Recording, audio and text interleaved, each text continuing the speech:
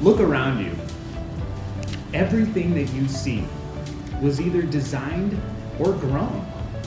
So how do products get designed? Well, in Intro to Engineering Design, we learn a creative engineering process that's used at companies throughout the world, such as Apple and NASA.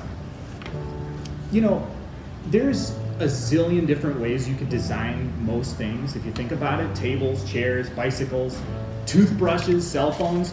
So we need a way to create many innovative ideas and synthesize them down into workable solutions that we can build. And in Intro to Engineering Design, we get to use Nutrier's unparalleled fabrication facilities, 3D printers, and laser cutters to make our ideas a reality. In all that we do though, whether our designs fail or work, we've advanced our design skills that we can use later on to make the world a better place.